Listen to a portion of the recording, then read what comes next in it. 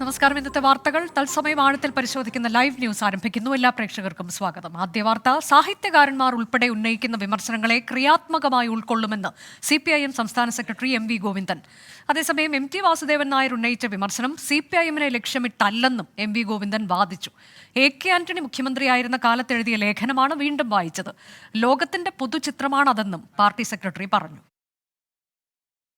ഏതെങ്കിലും ഒരു വിമർശനമല്ല, ഇങ്ങനെ വരുന്ന സമൂഹത്തിൻ്റെ മുന്നിലുള്ള മുഴുവൻ കാര്യങ്ങളെയും ക്രിയാത്മകമായി പരിശോധിക്കാനും ആവശ്യമായ നിലപാടുകൾ സ്വീകരിക്കാനും അതിൻ്റെ ഭാഗമായിട്ട് എന്തെങ്കിലും മാറ്റം വരുത്തേണ്ടതുണ്ടെങ്കിൽ മാറ്റം വരുത്താനും തയ്യാറായി നിൽക്കുന്ന ഒരു പാർട്ടിയാണ് CPIM. അത് 2003 എഴുതിയത്. അതിൻ്റെ വീണ്ടും ആവർത്തനമാണ്. ഇനി ഇതുകൊണ്ടാവുമോ? ഞാൻ ഉറപ്പായിട്ട് പറയാം, ഇനിയും ഇത് തുടരും. കാരണം ലോകത്തിൻ്റെ പൊതു ചിത്രമാണ് അദ്ദേഹം അവതരിപ്പിച്ചത്. സോവിയറ്റ് റഷ്യയെ അടിസ്ഥാനപ്പെടുത്തിയിട്ട് പറഞ്ഞു, EMSനെ വ്യക്തമായിട്ട് ചൂണ്ടിക്കാണിച്ചു. ഇന്ത്യയിലെയും ലോകത്തെമ്പാടുമുള്ള പൊതുവായ ഒരു ചിത്രം കൃത്യമായിട്ട് അദ്ദേഹം അവതരിപ്പിച്ചിട്ടുണ്ട്. ആ അവതരിപ്പിച്ചത് ഇന്ന് ഇവിടെ കേരളത്തിൻ്റെ മാത്രമല്ല, പൊതുവായിട്ടുള്ള കാര്യങ്ങൾ ഉൾപ്പെടെ ചേർത്തുകൊണ്ടാണ്. മുഖ്യമന്ത്രി സൂര്യനെ പോലെയാണ്, കാരണം അടുത്തെത്താൻ പറ്റില്ല എന്നാ പറഞ്ഞത്. അത് അന്നും പറഞ്ഞത്. PA ഗിരീഷ് വിശദാംശങ്ങളുമായി. ഗിരീഷ്, 2003 ഉന്നയിച്ച കാര്യങ്ങൾ അതിപ്പോൾ ആവർത്തിക്കുന്നത് എന്തിന് എന്ന ചോദ്യം വന്നപ്പോഴാണ് അദ്ദേഹം ഇത് ക്രിയാത്മകമായി ഉൾക്കൊള്ളുക തന്നെ ചെയ്യുമെന്ന് പറയുന്നത്. കഴിഞ്ഞ ദിവസം നമുക്കറിയാം CPIM സെക്രട്ടേറിയറ്റിന്റെ നിലപാട് ഈ വിഷയത്തിൽ കക്ഷി ചേരേണ്ടതില്ല എന്നുള്ളതായിരുന്നു. പക്ഷേ ക്രിയാത്മകമായി അത് ഉൾക്കൊള്ളേണ്ട രീതിയിൽ ഉൾക്കൊള്ളും എന്ന തരത്തിലേക്ക് ഇപ്പോൾ പാർട്ടി എത്തിയിരിക്കുന്നു, അങ്ങനെയല്ലേ? അനുജ, MT വാസുദേവൻ നായർ ഉൾപ്പെടെയുള്ളവർ ഉയർത്തുന്ന വിമർശനത്തെ ക്രിയാത്മകമായി തന്നെ കാണുന്നു എന്നുള്ളതാണ് ഇപ്പോൾ CPIM സംസ്ഥാന സെക്രട്ടറി വ്യക്തമാക്കുന്നത്. ഇത് നേരത്തെ ഉന്നയിക്കപ്പെട്ടതാണെങ്കിലും 2003 AK ആന്റണി സർക്കാരിന്റെ കാലത്ത് മുഖ്യമന്ത്രിയായിരുന്നപ്പോൾ ആണ് ആദ്യം ഈ വിമർശനം MT ഉയർത്തുന്നത്. പക്ഷേ ഇപ്പോൾ ഈ വിമർശനത്തിന് പ്രസക്തിയുണ്ട് എന്നുള്ളതാണ് പാർട്ടി വിലയിരുത്തുന്നത്. അത് തന്നെയാണ് CPIM സംസ്ഥാന സെക്രട്ടറി വ്യക്തമാക്കുന്നതും. ലോകത്തിന്റെ ഒരു പൊതുചിത്രമാണ് അത് ഉന്നയിച്ചത്. അത് പതിറ്റാണ്ട് കഴിഞ്ഞാലും പ്രസക്തമാണ് എന്നുള്ളത് തന്നെയാണ് MV ഗോവിന്ദന്റെ വിശദീകരണം. അതുകൊണ്ട് തന്നെയാണ് ഈ വിമർശനങ്ങൾ ഉൾക്കൊണ്ടുകൊണ്ട് തിരുത്തലുകൾ വരുത്തേണ്ടെങ്കിൽ അത് തിരുത്താനും പാർട്ടി സന്നദ്ധമാണ് എന്ന് ഇപ്പോൾ MV ഗോവിന്ദൻ വ്യക്തമാക്കുന്നത്. മാത്രമല്ല, അദ്ദേഹം ഒരു കാര്യം കൂടി പറയുന്നുണ്ട്. പാർട്ടിയിൽ നേരത്തെ തന്നെ തെറ്റുതിരുത്തൽ പ്രക്രിയ തുടങ്ങിയിട്ടുണ്ട്. അതുകൊണ്ട് തന്നെ ഈ വിമർശനങ്ങളെ കാതുകൂർപ്പിച്ച് തന്നെയാണ് CPIM കാണുന്നത്. അതിന്റെ അടിസ്ഥാനത്തിൽ മാറ്റങ്ങൾ വരുത്തേണ്ടതുണ്ടെങ്കിൽ മാറ്റങ്ങൾ വരുത്തുക തന്നെ ചെയ്യും എന്നും അദ്ദേഹം വ്യക്തമാക്കുന്നത്. അനുജ, MT വാസുദേവൻ നായരുടെ വിമർശനത്തിലാണ് MV ഗോവിന്ദൻ ഇന്നിപ്പോൾ പാർട്ടിയുടെ നിലപാട് ഒരിക്കൽ കൂടി വ്യക്തമാക്കിയത്. അതിനിടെ MTക്ക് പിന്നാലെ KLF വേദിയിൽ രാഷ്ട്രീയ വിമർശനവുമായി എഴുത്തുകാരൻ M മുകുന്ദനും. ഇപ്പോഴുള്ളത് കിരീടങ്ങൾ വാഴുന്ന കാലമാണ്. സിംഹാസനത്തിലിരിക്കുന്നവരോട് സിംഹാസനം ഒഴിയൂ എന്നാണ് പറയാനുള്ളത്. കിരീടത്തേക്കാൾ ചോരയ്ക്കാണ് പ്രാധാന്യമെന്ന് തിരിച്ചറിഞ്ഞ് തെരഞ്ഞെടുപ്പിനെ ഉപയോഗിക്കണമെന്നും മുകുന്ദൻ പറഞ്ഞു. മയ്യഴിപ്പുഴയുടെ തീരങ്ങളിൽ പുസ്തകവുമായി ബന്ധപ്പെട്ട ചർച്ചയ്ക്കിടെയായിരുന്നു പരാമർശം. ആദ്യം പരാമർശത്തിലേക്ക്. കിരീടത്തേക്കാൾ വലുതാണ് നമ്മുടെ ചോര, ഒരു തുള്ളി ചോര എന്നുള്ളത്. പക്ഷേ നിർഭാഗ്യവശാൽ ഇപ്പോഴൊരു കിരീടമാണ് കൂടുതൽ ശക്തി ആർജിച്ചു വരുന്നത്. ചോരയുടെ പ്രാധാന്യം കുറഞ്ഞു വരികയാണ്. അപ്പം അതിനെക്കുറിച്ച് നമ്മൾക്ക് ഒരു അവബോധം ഉണ്ടാകണം. പിന്നെ ഒരു തുള്ളി ചോരയ്ക്ക് ഒരു കിരീടം അണിയുന്ന തലയിൽ നിന്ന് തെറിപ്പിക്കാൻ സാധിക്കുമെന്ന് നമ്മൾ തെളിയിക്കണം. അപ്പം ഒരു ജനാധിപത്യ രാജ്യമാണ്. നമുക്ക് ആകെ ചെയ്യാൻ കഴിയുന്നത് വോട്ട് ചെയ്യാനുള്ളതാണ്. അങ്ങനെ വോട്ട് ചെയ്തുകൊണ്ട് ചോരയുടെ പ്രാധാന്യം നമ്മൾ അടയാളപ്പെടുത്തുക.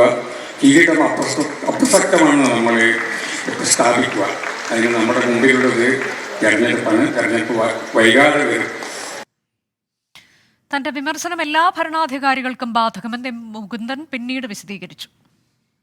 പലപ്പോഴും സംഭവിക്കുന്നത് കിരീടത്തിലേക്ക് അല്ല സിംഹാസനത്തിലേക്കുള്ള യാത്ര എളുപ്പമല്ല. അത് വളരെ ദുർഘടകരമായിട്ടുള്ള യാത്രയാണ്. അപ്പോൾ ഒരുപാട് കഷ്ടപ്പെട്ട് പലപ്പോഴും ഊണും ഉറക്കവുമില്ല അധ്വാനിച്ച് ചോര ചിന്തിയാണ് സിംഹാസനത്ത് എത്തുന്നത്. ഒരിക്കലും അവിടെ ഇരുപ്പുറപ്പിച്ച് കഴിഞ്ഞാൽ നടന്നു പോകുന്ന വഴികളൊക്കെ മറന്നു പോകാനാണ്. അത് എല്ലായിടത്തും നമ്മൾ കാണുന്ന ഒരു കാഴ്ചയാണ്. യൂണിവേഴ്സലായിട്ട് എല്ലായിടത്തും കാണുന്ന ഒരു കാഴ്ചയാണ്. അപ്പോൾ അതുകൊണ്ട് അങ്ങനെ ഇരിക്കുന്നവരെ നമ്മൾ ഓർമ്മിപ്പിക്കണം. പക്ഷെ പലർക്കും ഇപ്പോഴും സഹിഷ്ണുതയില്ല.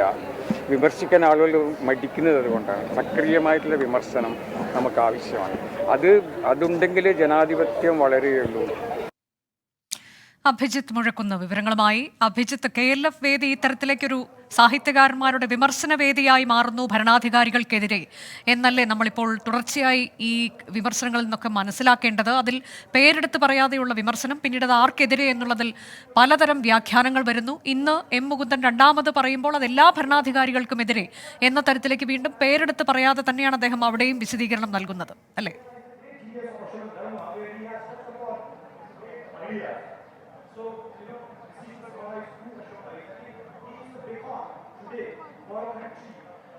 തീർച്ചയായും അനുജ, KLFന്റെ ഉദ്ഘാടന ദിവസം മുഖ്യമന്ത്രിയെ വേദിയിൽ ഇരുത്തിക്കൊണ്ട് MT വാസുദേവൻ നായർ നടത്തിയ പരാമർശം അത് വലിയ രീതിയിൽ വിവാദങ്ങൾക്ക് വഴിവെച്ചിരുന്നു. അന്ന് അധികാര സ്ഥാനങ്ങളോട്, അധികാര കേന്ദ്രങ്ങളോട്, ഒപ്പം തന്നെ വ്യക്തിപൂജയോട്, ഇത്തരത്തിൽ ഈ വിഭാഗങ്ങളോടുള്ള തൻ്റെ എതിർപ്പ്, തൻ്റെ നിലപാടാണ് ആ ഘട്ടത്തിൽ MT മുന്നോട്ട് വെച്ചത്, MT ഉന്നയിച്ചത്. ഇതിന് ചുവട് പിടിച്ചുകൊണ്ടാണ് ഇന്ന് KLF വേദിയിൽ സംസാരിച്ച M മുകുന്ദൻ മുന്നോട്ട് വന്നത്. അദ്ദേഹത്തിൻ്റെ തന്നെ മയ്യഴിപ്പുഴയുടെ തീരങ്ങളിൽ എന്ന പുസ്തകവുമായി ബന്ധപ്പെട്ട് നടത്തിയ ചർച്ചയ്ക്കിടെയാണ് M സ്വരാജിന്റെ ഒരു ചോദ്യത്തോടുള്ള മറുപടിയായി ഈ അധികാര കേന്ദ്രങ്ങളെക്കുറിച്ചുള്ള തന്റെ നിലപാട് വ്യക്തമാക്കിയത്. കിരീടത്തിന്, ഒരു തുള്ളി ചോരയ്ക്ക് കിരീടത്തെക്കാൾ വിലയുണ്ട് എന്ന അദ്ദേഹത്തിന്റെ പുസ്തകത്തിലെ പരാമർശം സമീപകാല രാഷ്ട്രീയവുമായി ബന്ധപ്പെടുത്തി M സ്വരാജ് ചോദ്യമായി ഉന്നയിക്കുകയായിരുന്നു. ഇതിനോടുള്ള മറുപടിയായി കിരീടങ്ങൾ വാഴുന്ന ഒരു കാലഘട്ടത്തിലാണ് നമ്മൾ ജീവിക്കുന്നത് എന്നും രക്തത്തിന് വിലയില്ലാത്തൊരു കാലഘട്ടമാണിതെന്നും കിരീടത്തിന് വില കൂടി വരുന്ന, കിരീടങ്ങൾക്ക് വില വർദ്ധിക്കുന്ന ഒരു കാലഘട്ടമാണിതെന്നും M മുകുന്ദൻ വിമർശനമായി പറയുന്നു. തുടർന്ന് അദ്ദേഹം ഈ സിംഹാസനത്തിന്റെ രുചി അറിഞ്ഞവരാണ് ഈ അധികാര കേന്ദ്രങ്ങളിൽ ഇരിക്കുന്നവർ, അതുകൊണ്ട് തന്നെ അവർ സിംഹാസനങ്ങൾ വിട്ടൊഴിയാൻ താല്പര്യം കാണിക്കുന്നില്ല. അങ്ങനെ അത്തരത്തിൽ ഈ അധികാരത്തോടുള്ള, അല്ലെങ്കിൽ ജനാധിപത്യ രീതിയിൽ ഏത് തരത്തിലാണ് ഈ അധികാര സ്ഥാനത്തിരിക്കുന്നവർ പെരുമാറുന്നത് എന്നതിനെ നിശിതമായി വിമർശിച്ചുകൊണ്ടുള്ള ഒരു പ്രതികരണമായിരുന്നു KLF വേദിയിൽ M മുകുന്ദൻ നടത്തിയത്. അതിനുശേഷം അദ്ദേഹം മാധ്യമങ്ങളോട് സംസാരിക്കുമ്പോഴും തന്റെ വിമർശനം ആവർത്തിക്കുകയാണ് ചെയ്തത്. അതായത് ഈ അധികാരങ്ങളിൽ ഇരിക്കുന്നവർ വിമർശനങ്ങളോട് സഹിഷ്ണുതയോടുകൂടി പ്രതികരിക്കുന്നില്ല. സക്രിയമായ വിമർശനങ്ങൾ പല കോണുകളിൽ നിന്ന് വരുന്നുണ്ട്, പക്ഷേ അതിനോട് കൃത്യമായ രീതിയിലുള്ള ആ വിമർശനത്തെ ഉൾക്കൊള്ളാൻ ഈ അധികാരികൾ തയ്യാറാകുന്നില്ല. അധികാര കേന്ദ്രങ്ങളിലേക്ക്, അല്ലെങ്കിൽ സിംഹാസനങ്ങളിലേക്ക് ഇവർ എത്തുന്നത് ചോര ചീന്തിക്കൊണ്ടാണ്.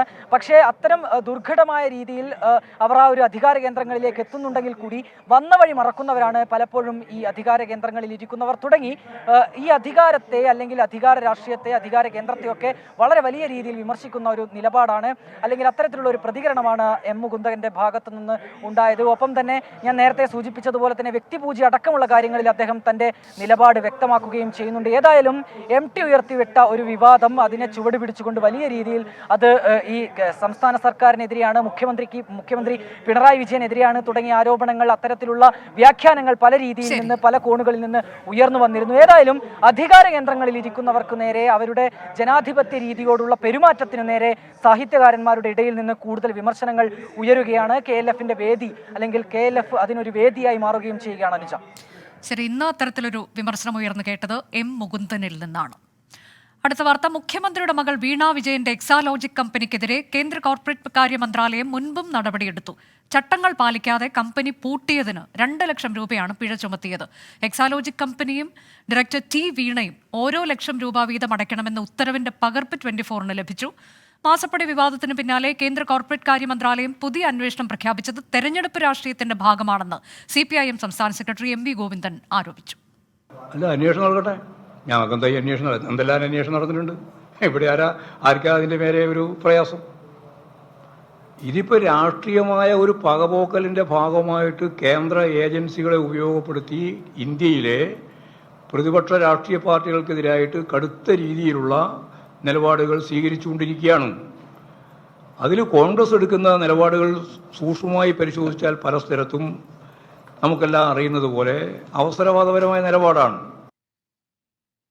ഷഫീദ് റാവുത്തർ വിശദാംശങ്ങളുമായി. ഷഫീദ്, ആദ്യം ഇതിൽ കോർപ്പറേറ്റ് കാര്യ മന്ത്രാലയം മുൻപൊരു നടപടിയെടുക്കാനുണ്ടായ സാഹചര്യം എന്തായിരുന്നു? ആ ഉത്തരവിന്റെ പകർപ്പാണല്ലോ നമ്മളുടെ പക്കലുള്ളത്.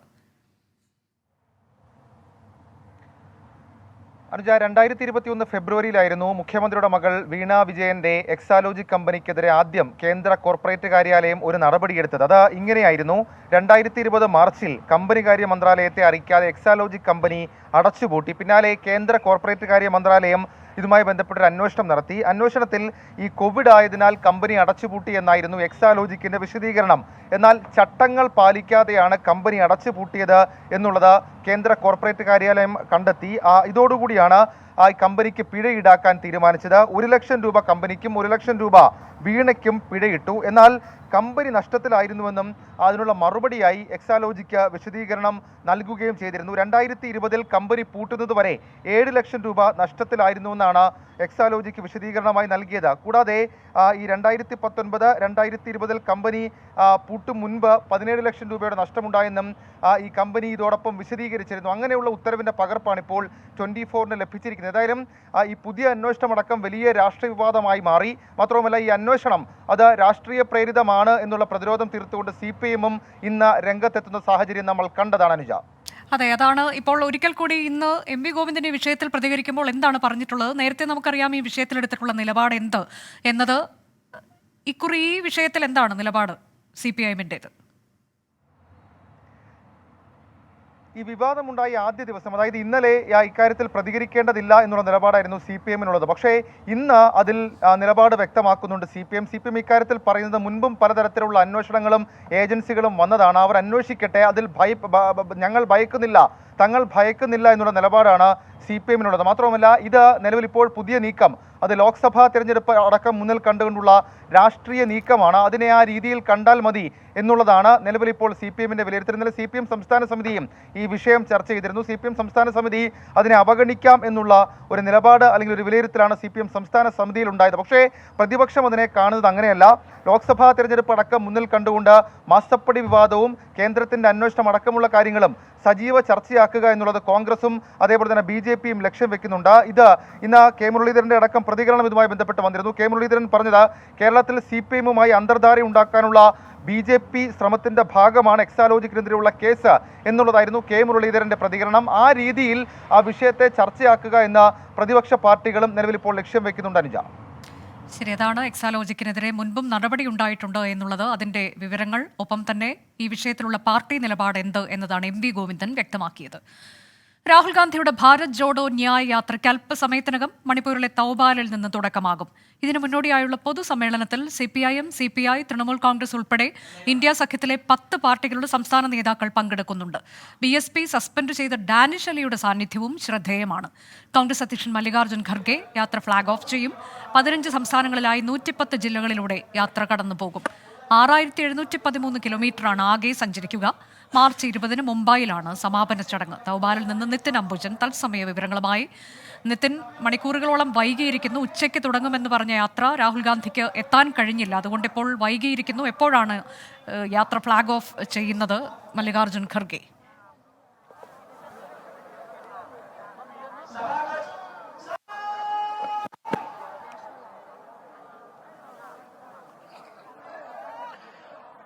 അനുജ, അല്പസമയത്തിനും തന്നെ യാത്ര ഫ്ളാഗ് ഓഫ് ചെയ്യും. രാഹുൽ ഗാന്ധി ഇപ്പോൾ വേദിയിലേക്ക് കടന്നു വരുന്നു. അതിന്റെ ദൃശ്യങ്ങളാണ് നമ്മളിപ്പോൾ കാണുന്നത്. എന്തായാലും ഏറെ നേരം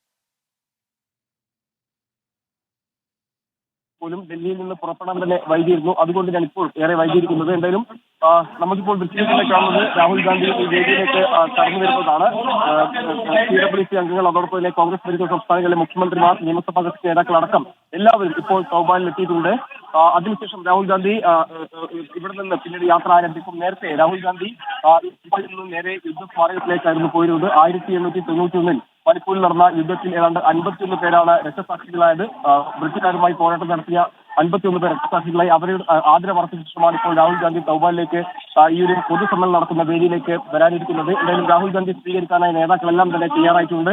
ഇവിടെ നിന്ന് യാത്ര പിന്നീട് ബസ്സിലും അതോടൊപ്പം തന്നെ കാൽനടയുമായി യാത്ര ആരംഭിക്കും. 66 ദിവസം 15 സംസ്ഥാനങ്ങൾ, ജില്ലകൾ, 100 ലോക്സഭാ മണ്ഡലങ്ങൾ, ഉത്തരേന്ത്യൻ സംസ്ഥാനങ്ങളിൽ കോൺഗ്രസ് സാഹചര്യത്തിൽ ഈ 100 ലോക്സഭാ മണ്ഡലങ്ങളിലേക്കുള്ള ഈ പദയാത്രയും അതോടൊപ്പം തന്നെ ഈ ഭാരത് ജോഡോ ന്യായ് യാത്ര ഏറെ പ്രധാനപ്പെട്ടതാണ്. ഒരുപക്ഷെ കോൺഗ്രസിന് കഴിയുന്ന പ്രതീക്ഷ നൽകുന്ന ഒരു യാത്ര നേതൃത്വം വിലയിരുത്തുന്നത്. നമുക്കറിയാം, ഭാരത് ജോഡോ യാത്ര ആദ്യപദത്തിൽ കർണാടകയിലും പിന്നീട് തെലങ്കാനയിലും കോൺഗ്രസ് ഒരു അല്പസമയത്തിനകം രാഹുൽ ഗാന്ധി നയിക്കുന്ന ഭാരത് ജോഡോ ന്യായ് യാത്രയ്ക്ക് തുടക്കമാകും. മണിപ്പൂരിലെ തൗബാലിൽ നിന്ന് മല്ലികാർജ്ജുൻ ഖർഗെ AICC അധ്യക്ഷൻ യാത്ര ഫ്ളാഗ് ഓഫ് ചെയ്യും. ഉച്ചയ്ക്ക് തുടങ്ങേണ്ടുന്ന യാത്രയായിരുന്നു. പക്ഷേ കനത്ത മൂടൽമഞ്ഞിനെ തുടർന്ന് രാഹുൽ ഗാന്ധിക്കും സംഘത്തിനും അങ്ങോട്ടേക്ക് എത്താൻ കഴിഞ്ഞില്ല ഡൽഹിയിൽ നിന്ന്. അതിനെ തുടർന്ന് ഇപ്പോൾ വൈകിയിരിക്കുന്നു. അല്പസമയത്തിനകം യാത്ര ഫ്ലാഗ് ഓഫ് ചെയ്യും. നമ്മൾ കൂടുതൽ വിവരങ്ങൾക്കായി അപ്പോൾ നിതിൻ അംബുജനിലേക്ക് എത്തും. തിരികെ ലൈവ് ന്യൂസിലേക്ക്. മകരജ്യോതി ദർശനത്തിന് ഒരു ദിവസം മാത്രം ബാക്കി നിൽക്കെ ശബരിമലയിൽ തീർത്ഥാടക പ്രവാഹം. മണിക്കൂറിൽ 5000-ഓളം ഭക്തരാണ് 18-ാം പടി കയറുന്നത്. അയിരൂർ പുതിയകാവ് ക്ഷേത്രത്തിൽ നിന്ന് ആരംഭിച്ച തിരുവാഭരണ ഘോഷയാത്ര നാളെ ദീപാരാധനയ്ക്ക് മുൻപ് സന്നിധാനത്തെത്തും. തിരുവാഭരണ ഘോഷയാത്രയ്ക്ക് വഴിനീള വൻ സ്വീകരണമാണ് ലഭിക്കുന്നത്. ഘോഷയാത്ര ഇന്ന് വൈകിട്ട് ലാഹ വനംവകുപ്പ് സത്രത്തിൽ തങ്ങും. നാളെ വൈകിട്ട് ദീപാരാധനയ്ക്ക് മുൻപ് സോപാനത്തെത്തും. മകരജ്യോതി ദർശനത്തിനായി തീർത്ഥാടകർ തമ്പടിക്കുന്നതിനാൽ വലിയ സുരക്ഷയാണ് സന്നിധാനത്ത് ഒരുക്കിയിട്ടുള്ളത്. എസ് ശ്രീകാന്ത് അരുൺ പാറയ്ക്കലാണ് വിശദാംശങ്ങളുമായുള്ളത്. അരുൺ, മകരവിളക്കിനോടനുബന്ധിച്ച് എങ്ങനെയാണ് തീർത്ഥാടക തിരക്ക്? സുരക്ഷ എപ്രകാരമാണ്? മറ്റൊരുക്കങ്ങൾ എങ്ങനെ?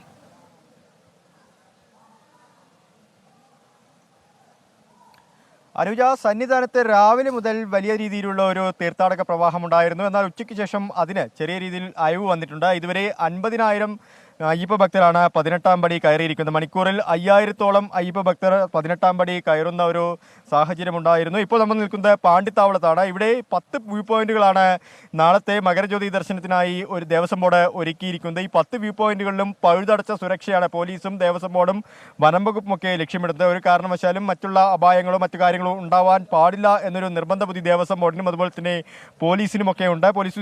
പോലീസിലെ ഉന്നത ഉദ്യോഗസ്ഥർ നേരിട്ട് തന്നെ ഈ സ്ഥിതിഗതികളൊക്കെ തന്നെ വിലയിരുത്തുന്നു. കഴിഞ്ഞ ദിവസം സംസ്ഥാന പോലീസ് മേധാവി ഇവിടേക്ക് എത്തിയിരുന്നു. സുരക്ഷാ ക്രമീകരണങ്ങളൊക്കെ തന്നെ വിലയിരുത്തിയിരുന്നു.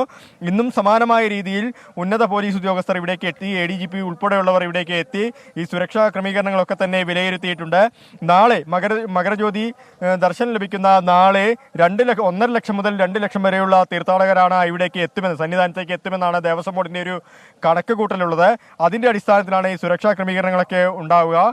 പമ്പയിൽ നിന്ന് നാളെ 11:30 വരെ മാത്രമാണ്, ഉച്ചയ്ക്ക് 11:30 വരെ മാത്രമാണ് തീർത്ഥാടകരെ സന്നിധാനത്തേക്ക് കയറ്റിവിടുകയുള്ളൂ.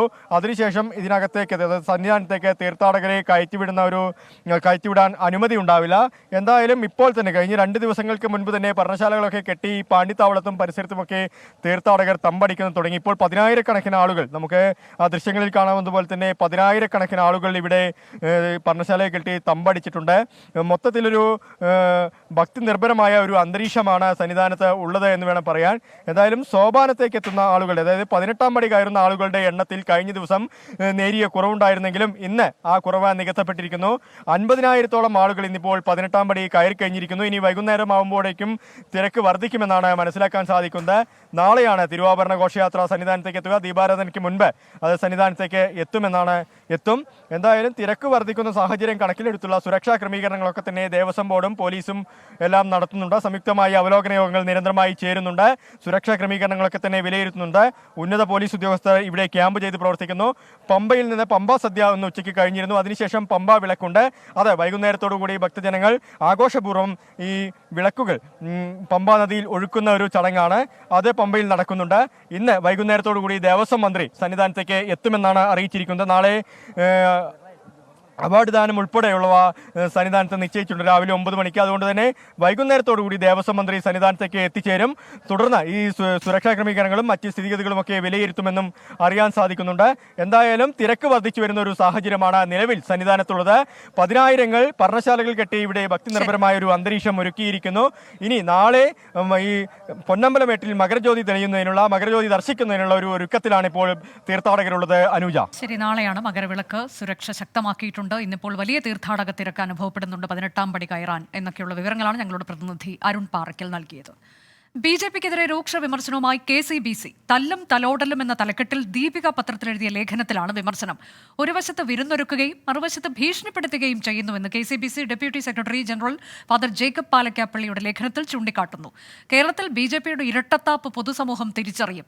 ക്രൈസ്തവ നേതൃത്വവുമായി സമവായമുണ്ടാക്കാനുള്ള BJP ശ്രമങ്ങൾക്ക് സഭയുടെ പ്രോത്സാഹനം ഇല്ലെന്നും ലേഖനത്തിലുണ്ട്. ടോബി ജോൺസൺ വിവരങ്ങളുമായി.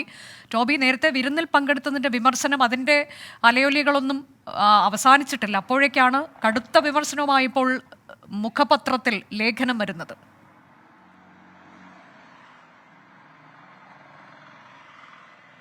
തീർച്ചയായിട്ടും സജി ചെറിയാന്റെ പരാമർശത്തിൽ സഭ നടത്തിയ പ്രതികരണം ബി.ജെ.പി. നേതാക്കൾ ഉയർത്തിക്കാട്ടിയിരുന്നു. എന്നാൽ ഇപ്പോൾ ബി.ജെ.പി. നേതാക്കൾക്കെതിരെ അല്ലെങ്കിൽ ബി.ജെ.പിയുടെ നിലപാടിനെ അതിരൂക്ഷമായിട്ടാണ് കെ.സി.ബി.സി. വിമർശിച്ചിരിക്കുന്നത്.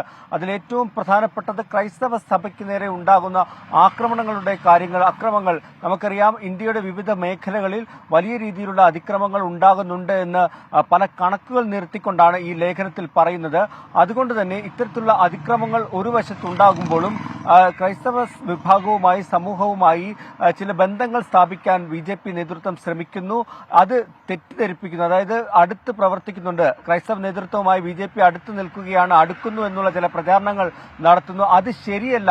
അത്തരത്തിലുള്ള നീക്കങ്ങൾക്ക് ഒരു പിന്തുണയും ഇല്ല എന്ന് തന്നെ ഈ ലേഖനത്തിൽ വ്യക്തമായിട്ട് പറയുന്നുണ്ട്. ഒപ്പം തന്നെ ഭീഷണിപ്പെടുത്തിയും, അതായത് സാമ്പത്തിക കാര്യങ്ങളിലൊക്കെ ചില ഭീഷണിപ്പെടുത്തലുകൾ ബി.ജെ.പിയുടെ ഭാഗത്തു നിന്നുണ്ടാകുന്നു. നിയമങ്ങൾ, പ്രത്യേകിച്ച് മതപരിവർത്തന നിരോധന നിയമമടക്കമുള്ള വിഷയങ്ങളുണ്ട്.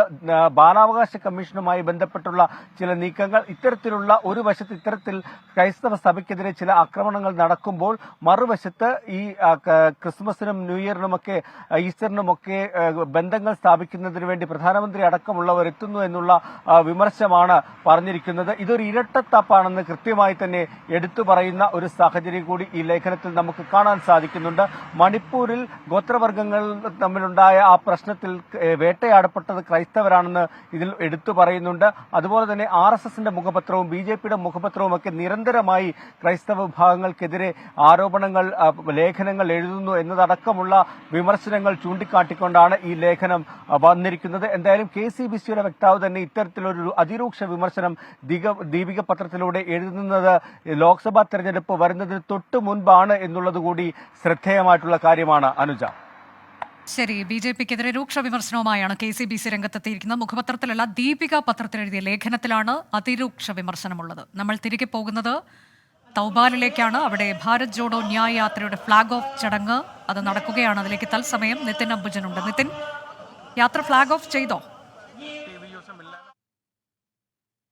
ഇപ്പോൾ ഫ്ളാഗ് ഓഫ് ചെയ്തിരിക്കുകയാണ്. കോൺഗ്രസ് അധ്യക്ഷൻ മല്ലികാർജ്ജുൻ ഖാർഗെ യാത്ര ഫ്ളാഗ് ഓഫ് ചെയ്തു. അതിനുശേഷം ഇപ്പോൾ രാഹുൽ ഗാന്ധിയും കോൺഗ്രസ് അധ്യക്ഷൻ മല്ലികാർജ്ജുൻ ഖാർഗെയും ബസ്സിൽ നിന്ന് നേരെ വേദിയിലേക്ക് വന്നിരിക്കുകയാണ്. അല്പസമയത്തിനകം നേതാക്കൾ സംസാരിക്കും. എന്തായാലും രാഹുൽ ഗാന്ധിയും ഖാർഗെ ഉൾപ്പെടെയുള്ള മുതിർന്ന നേതാക്കൾ ഇപ്പോൾ വേദിയിലെത്തിയിട്ടുണ്ട്.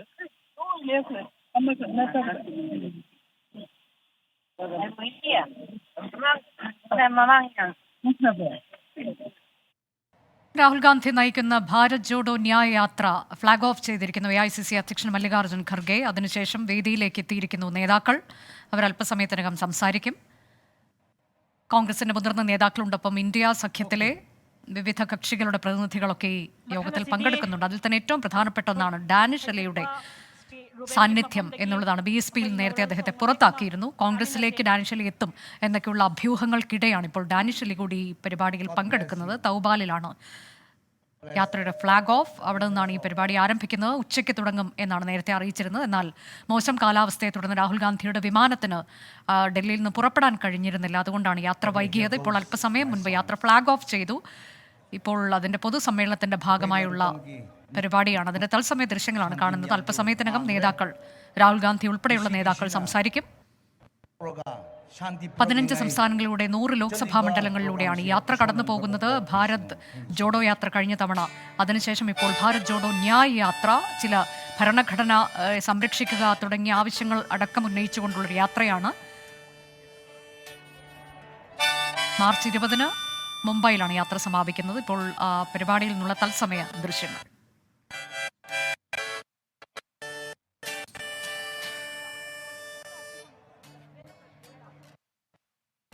Mangre Ramba Mangre Ramba Iram tam sigi pazaba Mangre le Ramba Iram tam pazaba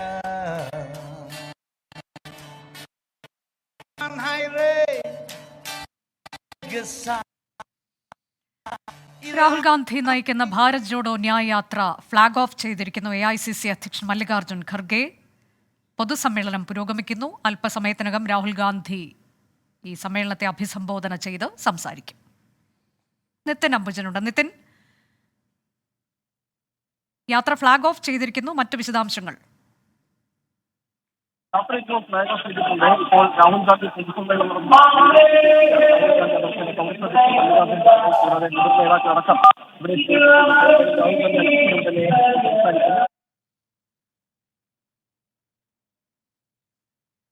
Kharge കൂടാതെ മുതിർന്ന നേതാക്കളടക്കം ഇവിടെ ഇപ്പോൾ എത്തിയിട്ടുണ്ട്. എന്തായാലും രാഹുൽ ഗാന്ധി അല്പസമയം തന്നെ ഇപ്പോൾ സംസാരിക്കും. നമുക്കറിയാം, മണിപ്പൂർ കലാപം അടക്കമുള്ള നിരവധി വിഷയങ്ങൾ ഉയർത്തിക്കാട്ടിയതിനെയാണ് രാഹുൽ ഗാന്ധി യാത്ര മുന്നോട്ട് പോകുന്നത്. ഇതിൽ ഏറ്റവും ശ്രദ്ധേയമായ ഒരു കാര്യം, BSPയിൽ നേരത്തെ സസ്പെൻഡ് ചെയ്യപ്പെട്ട ഡാനിഷ് അലി നേരത്തെ കോൺഗ്രസിലേക്ക് അടുക്കുന്നു എന്നൊരു അഭ്യൂഹ നിലനിൽക്കുന്നതിനിടെയാണ് ഡാനിഷ് അലി ഇപ്പോൾ ഈ വേദിയിൽ എത്തിയിരിക്കുന്നത്. അതോടൊപ്പം തന്നെ ഇന്ത്യ സഖ്യത്തിലെ 10 പാർട്ടികളുടെ സാന്നിധ്യവും സംസ്ഥാന നേതാക്കളും ഇപ്പോൾ ഈ യോഗത്തിൽ പങ്കെടുക്കുന്നുണ്ട്. CPIM, CPI, തൃണമൂൽ കോൺഗ്രസ് ഉൾപ്പെടെയുള്ള 10 പ്രതിപക്ഷ പാർട്ടികളുടെ നേതാക്കൾ ഇപ്പോൾ വേദിയിൽ എത്തിയിരിക്കുകയാണ്. എന്തായാലും വേദിയിൽ നമുക്ക് നോക്കിയാൽ രാഹുൽ ഗാന്ധിയെ കൂടാതെ കോൺഗ്രസ് അധ്യക്ഷൻ, അതോടൊപ്പം തന്നെ CWC നേതാക്കൾ ഉൾപ്പെടെയുള്ളവർ ഇപ്പോൾ ഈ വേദിയിലുണ്ട്. കൂടാതെ കോൺഗ്രസ് ഭരിക്കുന്ന സംസ്ഥാനങ്ങളിലെ മുഖ്യമന്ത്രിമാർ, നിയമസഭാ കക്ഷി നേതാക്കൾ, അതോടൊപ്പം തന്നെ PCC അധ്യക്ഷന്മാർ ഉൾപ്പെടെയുള്ള ആളുകളെല്ലാം തന്നെ ഈ വേദിയിലുണ്ട്. എന്തായാലും അല്പസമയത്തിന് തന്നെ യാത്ര ഈ തൗബാലിൽ നിന്ന് പുറപ്പെടും. അതിനുശേഷം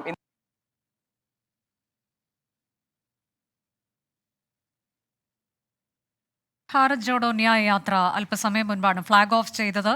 കോൺഗ്രസിന്റെ മുതിർന്ന നേതാക്കൾ, ഇന്ത്യ സഖ്യത്തെ പ്രതിനിധീകരിക്കുന്ന വിവിധ രാഷ്ട്രീയ കക്ഷിയുടെ നേതാക്കൾ, ഇവരെല്ലാവരും പൊതുസമ്മേളനത്തിൽ പങ്കെടുക്കാനായി അവിടെ എത്തിയിട്ടുണ്ട്. ഇപ്പോൾ രാഹുൽ ഗാന്ധി യാത്ര ഫ്ലാഗ് ഓഫ് ചെയ്തതിനു ശേഷം തിരികെ വേദിയിലേക്ക് എത്തിയിരിക്കുന്നു. അദ്ദേഹം സംസാരിക്കും, അതിനുശേഷം യാത്ര പുറപ്പെടും.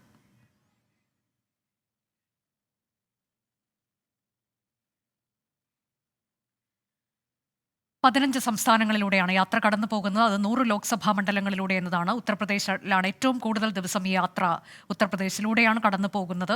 ആ സമയത്ത് അയോധ്യയിലേക്ക് അദ്ദേഹം എത്തുമോ എന്നൊക്കെയുള്ള ചോദ്യങ്ങൾ ഉയർന്നു വരുന്നുണ്ട്. എന്നാൽ അതിന് ഈ സമയത്ത് മറുപടി പറയാൻ കഴിയുകയില്ല എന്നതാണ് KC വേണുഗോപാൽ ചില മാധ്യമങ്ങളോട് വ്യക്തമാക്കിയിട്ടുള്ളത്. അത്തരത്തിലേക്ക് വലിയ പ്രതീക്ഷയിൽ തന്നെയാണ് ഇപ്പോൾ 100 ലോക്സഭാ മണ്ഡലങ്ങളിലൂടെ യാത്ര കടന്നു പോകുമ്പോൾ കോൺഗ്രസ് പാർട്ടിയുള്ളത്.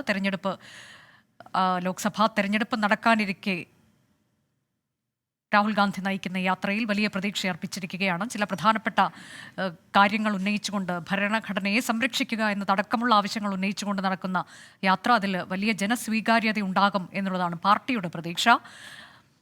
മാർച്ച് 20-നാണ് യാത്ര അവസാനിക്കുന്നത്. മുംബൈയിലാണ് യാത്ര അവസാനിക്കുന്നത്. ഭാരത് ജോഡോ ന്യായ് യാത്ര ഫ്ലാഗ് ഓഫ് ചെയ്തിരിക്കുന്നു. അല്പസമയത്തിനകം യാത്ര പുറപ്പെടും. നിതിൻ, തുടരാം.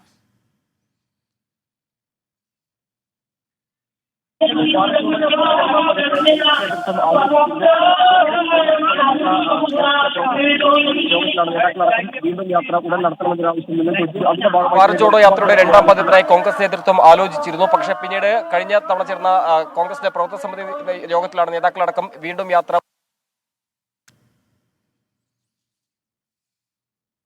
കലാപം ഇതുവരെ കെട്ടടങ്ങിയിട്ടില്ല.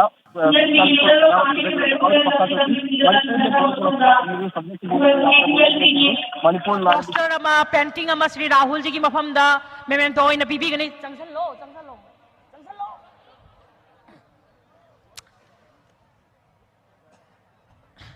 Party president CLP leader CWC की मेंबर राहुल जी मेमेंटो अमतंग सिनापीगनी मथंग असिदी इकाई खुमनजरजब CLP की लीडर का पार्टी के प्रेसिडेंट का CWC का ना सिनखरबा मतुंगदा तुझे CLP की ऑनरेबल CLP की वैल्यूएबल स्पीच तो थंबीना बगैर CLP बु नौलुक चरी CLP सर CLP बैठ गया है, मैंने बुलाया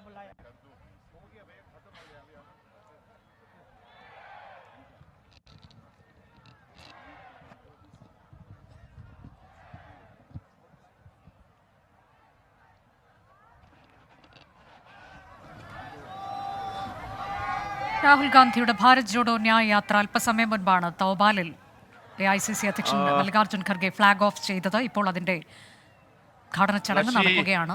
ആ ചടങ്ങിൽ രാഹുൽ ഗാന്ധി സംസാരിക്കുന്നുണ്ട്. അതിനുശേഷമാകും യാത്ര പുറപ്പെടുക.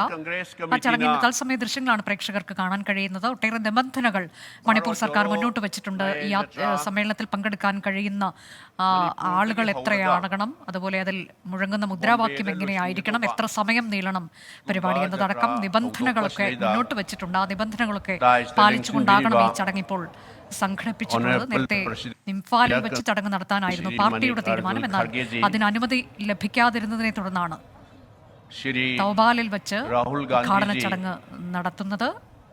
ഈ വരുന്ന ദിവസങ്ങൾ മാർച്ച് 20 വരെ ഈ യാത്ര നീളും. 100 ലോക്സഭാ മണ്ഡലങ്ങളിലൂടെ 15 സംസ്ഥാനങ്ങളിലായാണ് യാത്ര. മണിപ്പൂരിൽ നിന്ന് ഈ യാത്ര പോകുന്നത് നാഗാലാൻഡിലേക്കാകും. അങ്ങനെ 15 സംസ്ഥാനങ്ങൾ. ഉത്തർപ്രദേശിലാണ് ഏറ്റവും കൂടുതൽ ദിവസം യാത്ര ഉണ്ടാകുന്നത്. ലോക്സഭാ തെരഞ്ഞെടുപ്പിന് മുന്നോടിയായി കൂടിയാണ് യാത്ര. ഉദ്ഘാടന ചടങ്ങ് പുരോഗമിക്കുകയാണ്. യാത്ര നേരത്തെ ഫ്ലാഗ് ഓഫ് ചെയ്തത് മല്ലികാർജ്ജുൻ ഖർഗെയാണ്. അതിനുശേഷം രാഹുൽ ഗാന്ധി തിരികെ വേദിയിലേക്ക് എത്തി. അദ്ദേഹം സംസാരിക്കും അല്പസമയത്തിനകം. അതിനുശേഷമാണ് യാത്ര തുടങ്ങുന്നത്. ഈ സമ്മേളനത്തിൽ രാഹുൽ ഗാന്ധിക്കൊപ്പം മുതിർന്ന കോൺഗ്രസ് നേതാക്കളുണ്ട്. വിവിധ സംസ്ഥാനങ്ങളെ പ്രതിനിധീകരിച്ചുള്ള നേതാക്കൾ, മുഖ്യമന്ത്രിമാർ, PCC അധ്യക്ഷന്മാർ ഒക്കെയുണ്ട്. കൂടാതെ ദേശീയ നേതാക്കളുണ്ട്. ഇന്ത്യ മുന്നണിയിലെ 10 രാഷ്ട്രീയ പാർട്ടികളുടെ പ്രതിനിധികൾ സമ്മേളനത്തിൽ പങ്കെടുക്കുന്നുണ്ട്. യാത്രയ്ക്ക്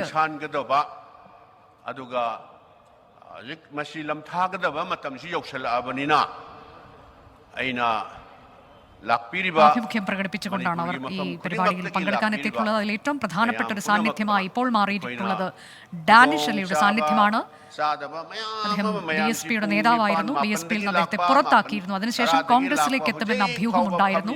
ആ ഘട്ടത്തിൽ കൂടിയാണ് ഇപ്പോൾ തൗബാലിലെ വേദിയിലേക്ക് ഡാനിഷ് അലി എത്തിയിട്ടുള്ളത്. വളരെ ശ്രദ്ധേയമായൊരു സാന്നിധ്യമായി കൂടി ഡാനിഷ് അലിയുടെ സാന്നിധ്യം മാറുന്നു. ഭാരത് ജോഡോ ന്യായ് യാത്ര അല്പസമയത്തിനകം പുറപ്പെടും. ഇപ്പോൾ യാത്ര ഫ്ലാഗ് ഓഫ് ചെയ്തുകൊണ്ട് അതിന്റെ ഉദ്ഘാടന സമ്മേളനം പുരോഗമിക്കുന്നു. തത്സമയ ദൃശ്യങ്ങൾ.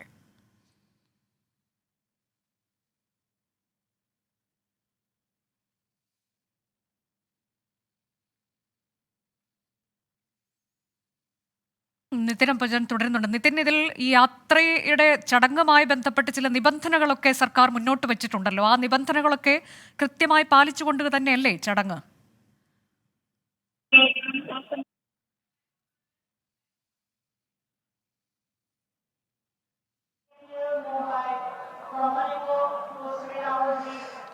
അനുജ, ഇംഫാലിൽ പരിപാടി തുടങ്ങുമ്പോൾ ആളുകളുടെ എണ്ണം കുറിച്ച് പരിപാടി തുടങ്ങണമെന്ന നിബന്ധനയാണ് സർക്കാർ മുന്നോട്ട് വെച്ചത്. പക്ഷേ അതിന് തയ്യാറല്ല എന്ന് കോൺഗ്രസ് നേതൃത്വം വ്യക്തമാക്കിയാണ് പിന്നീട് തൗബാലിലേക്ക് ഇപ്പോൾ യാത്രയുടെ ഉദ്ഘാടന വേദി മാറ്റിയത്. ഏതാണ്ട് 1000-ലധികം പേരെ മാത്രമേ ഉൾക്കൊള്ളിക്കാൻ കഴിയൂ എന്നൊരു നിബന്ധന സർക്കാർ മുന്നോട്ട് വെച്ചിരുന്നു. പക്ഷേ തൗബാലിൽ ഇപ്പോൾ ഈ ചടങ്ങ് നടക്കുന്ന ഒരു സ്വകാര്യ വ്യക്തിയുടെ ഉടമസ്ഥതയിലുള്ള സ്ഥലത്താണ്. ഇതിൽ ഇപ്പോൾ ഏതാണ്ട് 3000-ലധികം ആളുകൾ ഇവിടെ പങ്കെടുക്കുന്നുണ്ട്. എന്തായാലും ഇപ്പോൾ ഫ്ലാഗ് ഓഫ് ചടങ്ങ് കഴിഞ്ഞിട്ടുണ്ട്. ഇപ്പോൾ യാത്ര ചടങ്ങ് ആരംഭിക്കാൻ പോവുകയാണ്. ഇപ്പോൾ പൊതുവേദിയിൽ വെച്ച് മല്ലികാർജ്ജുൻ ഖാർഗെ രാഹുൽ ഗാന്ധിക്ക് പതാക കൈമാറിയിരിക്കുന്നു. ആ ദൃശ്യങ്ങളാണ് നമ്മളിപ്പോൾ കണ്ടുകൊണ്ടിരിക്കുന്നത്. അല്പസമയത്തിന് തന്നെ രാഹുൽ ഗാന്ധി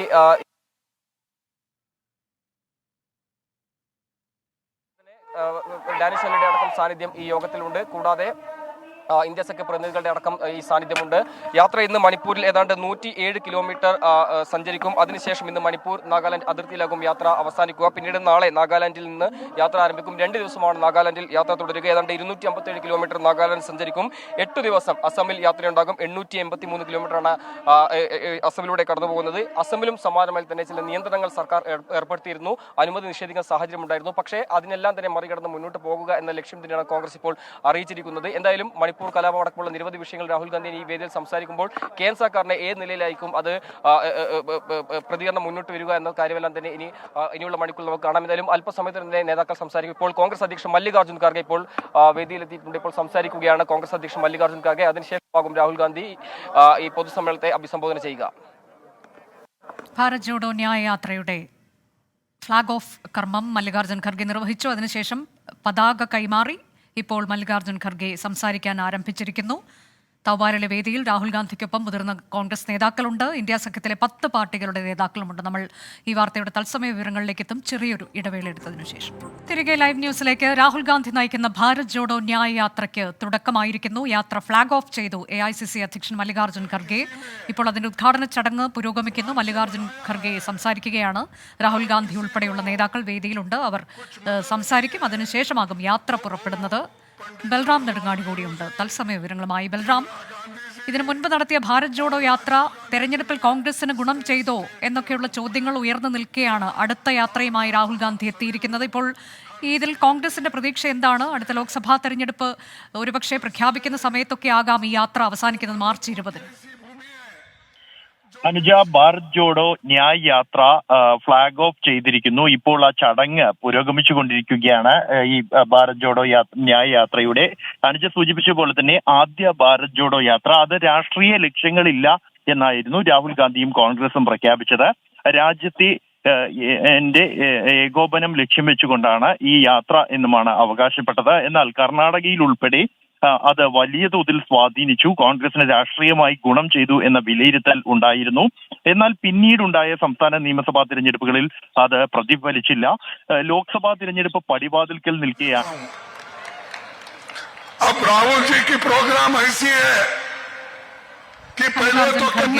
ഉദ്ഘാടന സമ്മേളനത്തിൽ പ്രസംഗിക്കുന്നു. അതിലേക്ക് തത്സമയം. हजारों किलोमीटर वो पैदल चले, गरीबों से मिले, महिलाओं से मिले, बच्चों से मिले, जो जर्नलिस्ट से मिले, किसानों से मिले, छोटे मोटे व्यापारियों से मिले, सबसे मिले और चलते चलते कश्मीर तक पहुंचे। आज फिर इंफाल से वो मुंबई तक अपनी यात्रा, सेकेंड यात्रा कर रहे हैं। इसीलिए आप सभी लोग उनके साथ खड़े होकर मजबूती के साथ अपनी ताकत दिखाना चाहिए। और मणिपुर के लोग तो बहादुर लोग हैं, वो उनके साथ पूरा देंगे, ये मेरी आशा है। दूसरी बात, देखो हम किन के लिए लड़ रहे हैं, राहुल जी किन के लिए लड़ रहे हैं, कांग्रेस पार्टी किस लिए लड़ रही है। इसीलिए ये तो हमारा सफर लंबा है। मैं एक ही अपनी बात रखूंगा,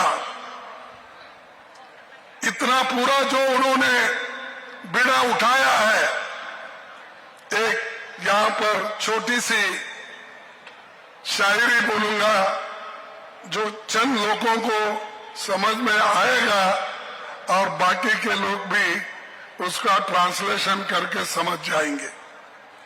जब हौसला बना लिया ऊंची उड़ान का, जब हौसला बना लिया ऊंची उड़ान का, फिर देखना फिजूल है।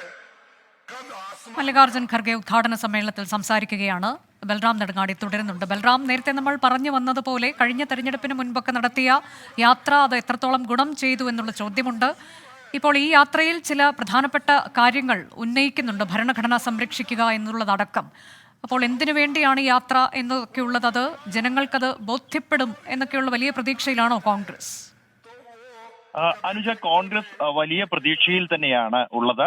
കാരണം ഈ ഭാരത് ജോഡോ യാത്ര എന്നുള്ളത് രാജ്യം ഇതുവരെ കാണാത്ത രീതിയിൽ ഒരു യാത്ര, കൂടുതലും കാൽനടയായി സഞ്ചരിച്ചുകൊണ്ട് കന്യാകുമാരി മുതൽ കശ്മീർ വരെ ഈ രാഹുൽ ഗാന്ധി നടന്നു തീർത്ത ഒരു യാത്ര വലിയ വിജയമായി എന്ന വിലയിരുത്തൽ പാർട്ടിക്കുണ്ട്. ഇതിന്റെ തുടർച്ചയായാണ് നേരത്തെ കടന്നു പോകാത്ത സംസ്ഥാനങ്ങളെ ഉൾപ്പെടുത്തിക്കൊണ്ട് ഈ മണിപ്പൂർ മുതൽ ഗുജറാത്ത് വരെ ഭാരത് ജോഡോ ന്യായ് യാത്ര കോൺഗ്രസ് തീരുമാനിച്ചത്. തെരഞ്ഞെടുപ്പിൽ ഉൾപ്പെടെ ഇത് ഗുണം ചെയ്യാൻ ലക്ഷ്യം വെച്ച് തന്നെയാണ്. കാരണം ഒരു കാലത്ത് കോൺഗ്രസിന്റെ കോട്ടകളായിരുന്ന സംസ്ഥാനങ്ങൾ, എന്നാൽ നിലവിൽ കോൺഗ്രസിന് കൈമോശം വന്നുപോയ സംസ്ഥാനങ്ങളാണ് ഈ യാത്രയിൽ ഉൾപ്പെടുന്ന ബഹുഭൂരിപക്ഷം സംസ്ഥാനങ്ങളും. വടക്ക് കിഴക്കൻ സംസ്ഥാനങ്ങളും ഉത്തർപ്രദേശും ബീഹാറും ഗുജറാത്തും മഹാരാഷ്ട്രയും അടക്കമുള്ള സംസ്ഥാനങ്ങളിലൂടെയാണ് ഈ യാത്ര കടന്നു പോകുന്നത് എന്നുള്ളതും ശ്രദ്ധേയമാണ്. ഇതിൽ പ്രധാനമായും ഉന്നയിക്കുന്ന സന്ദേശം ഭാരതത്തെ ഏകോപിപ്പിക്കുക, ജനങ്ങൾ തമ്മിൽ ഐക്യവും സാഹോദര്യവും വളർത്തുക, ഒപ്പം തന്നെ ജനങ്ങൾക്ക് നീതി ഉറപ്പാക്കുക, ഭരണഘടനാ സംരക്ഷണം ഉറപ്പാക്കുക തുടങ്ങിയ സന്ദേശങ്ങളുമായാണ് മണിപ്പൂർ സംഘർഷം ഒരു പ്രധാന വിഷയമായി തന്നെ ഉയർത്തി കാണിച്ചുകൊണ്ടുള്ളതാണ് കോൺഗ്രസിന്റെ ഈ ഭാരത് ജോഡോ ന്യായ് യാത്ര എന്നുള്ളത്. യാത്ര ഇന്ന് ആരംഭിക്കുകയാണ്. ഫ്ലാഗ് ഓഫ് ചടങ്ങ് പൂർത്തിയായിരിക്കുന്നു. രാഹുൽ ഗാന്ധി നയിക്കുന്ന ഈ യാത്ര ഇത്തവണ എന്നാൽ കൂടുതൽ കാൽനടയായി സഞ്ചരിക്കുന്നതിനേക്കാൾ കൂടുതൽ ബസ്സിലാണ് സഞ്ചരിക്കുന്നത്. കാരണം ഈ പ്രദേശങ്ങളുടെ, ഈ സംസ്ഥാനങ്ങളുടെ ഭൗമശാസ്ത്രപരമായ പ്രത്യേകതകൾ കൂടി കണക്കിലെടുത്തുകൊണ്ടാണ് ഇത്തരത്തിൽ ക്രമീകരണം ഏർപ്പെടുത്തിയിരിക്കുന്നത്. നേരത്തെ രാഷ്ട്രീയ ലക്ഷ്യങ്ങളില്ല എന്ന് കോൺഗ്രസ് ആദ്യ യാത്രയിൽ വ്യക്തമാക്കിയെങ്കിൽ ഈ യാത്രയിൽ കൂടുതലായി മറ്റ് പ്രതിപക്ഷ പാർട്ടികളെ പങ്കെടുപ്പിക്കാൻ കോൺഗ്രസിന് കഴിഞ്ഞിരിക്കുന്നു എന്നുള്ളത് ആദ്യഘട്ടത്തിൽ വിജയം തന്നെയായി. ഇന്ത്യ സഖ്യത്തിലെ 10 രാഷ്ട്രീയ കക്ഷികളുടെ നേതാക്കൾ ഈ ഉദ്ഘാടന സമ്മേളനത്തിൽ പങ്കെടുക്കുന്നുണ്ട്. അതിൽ തന്നെ ഡാനിഷ് അലിയുടെ സാന്നിധ്യവും എടുത്തു പറയേണ്ടതാണ്. നമ്മൾ തിരികെ എത്തും ചെറിയ ഇടവേളയ്ക്ക് ശേഷം. ലൈവ് ന്യൂസ് തുടരുന്നു. ഇനി ഇപ്പോഴത്തെ കാലാവസ്ഥ.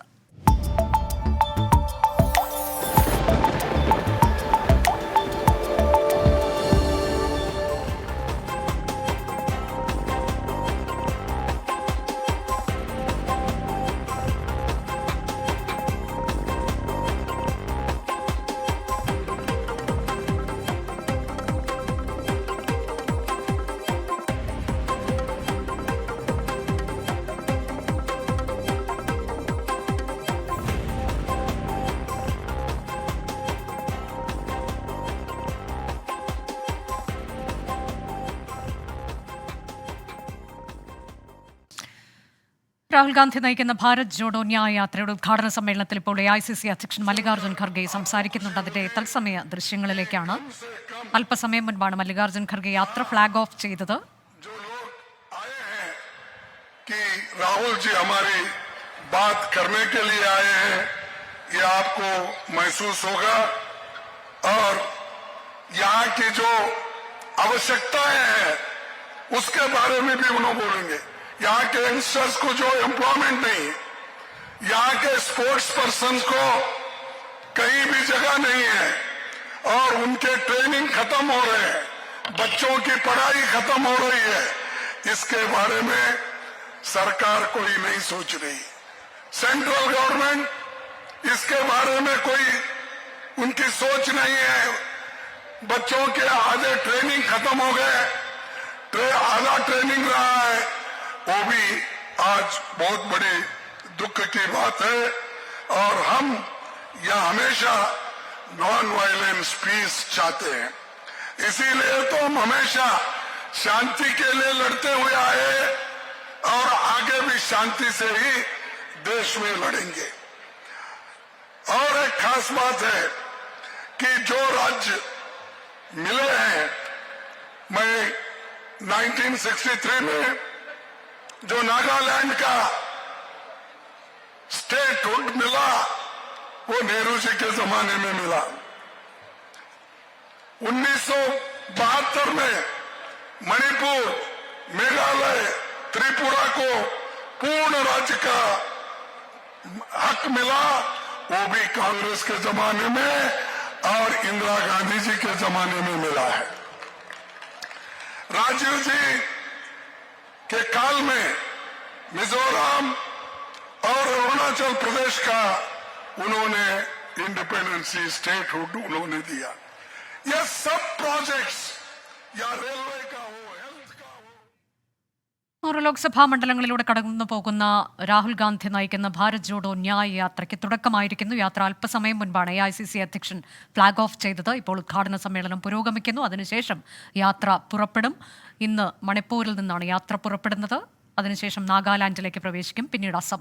അങ്ങനെ 15 സംസ്ഥാനങ്ങളിലൂടെ യാത്ര കടന്നു പോകും. മാർച്ച് 20 മുംബൈയിൽ യാത്ര സമാപിക്കും. വീണ്ടും ഒരു ഇടവേളയ്ക്ക് ശേഷം ന്യൂസ് സൂപ്പർ ഫാസ്റ്റ്.